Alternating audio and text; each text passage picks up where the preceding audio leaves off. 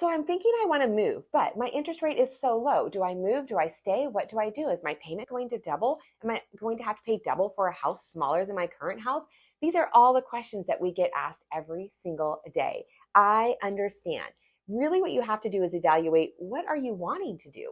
What is your future goals? And are you just trying to move houses, or are you trying to build some real estate wealth? So let's dive into those questions. So question one, should I sell my house?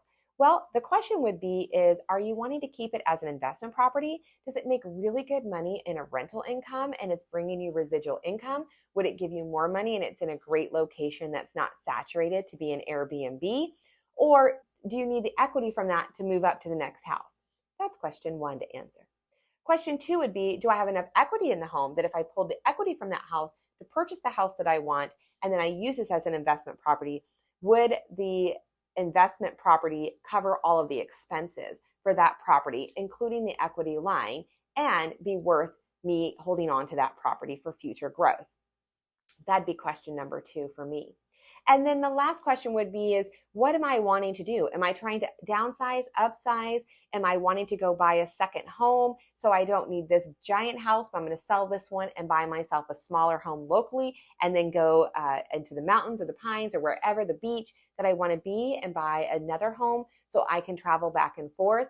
These are all the different questions to ask yourself when it comes to selling your home. Because if the interest rate is low, that could be an amazing investment property for you.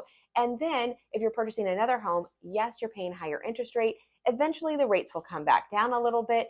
And if you have equity in the home, you can refinance that. And so then you have another property and one generating income. And that one might actually generate enough income to help with covering some of the new payment that you have. There's always different options to look at. I've done all of these scenarios that I've discussed because over the years, building wealth, you have to take the time to think about what are your goals, what do you want to do, and how are you going to make that happen? Ever have questions? Reach out and ask me. I've done it all, so I'm happy to give you the good and the bad and the ugly and the fun of all of being an investor in real estate.